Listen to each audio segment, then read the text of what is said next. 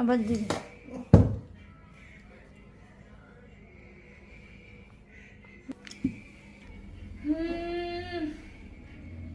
জামাই ষষ্ঠী জামাই ষষ্ঠী বলে হবে কিন্তু দেখাই যাবো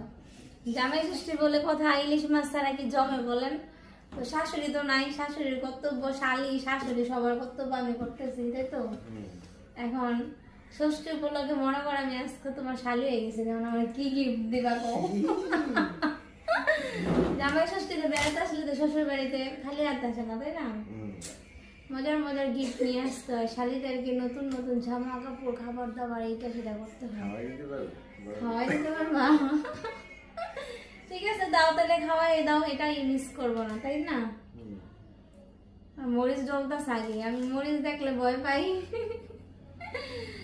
তো বেচারা দুর্ভাগ্য শ্বশুর শাশুড়ি সবাই থাকতো বেচারা জামাই ষষ্ঠীতে যেতে পারলো না কারণ তারা থাকে বিদেশে আর আমরা থাকি দেশে যাই হোক সবাই আশীর্বাদ করবেন আমার হাজবেন্ডের জন্য সবাইকে জামাই ষষ্ঠীর অনেক অনেক শুভেচ্ছা দাও খাওয়াই দাও আগে তুমি খাও বলো কেমন হয়েছে সর্ষে ইলিশ আনছি আর আসলে ষষ্ঠীতে অনেক আনন্দ হয় আমাদের মানে আমাদের ওই সাইডে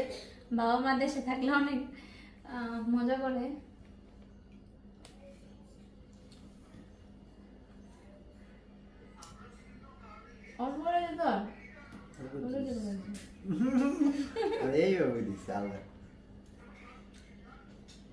ছোটবেলা আমার বাবা যখন জামাই ষষ্ঠীতে যেত মামার বাড়ি তখন আমাদের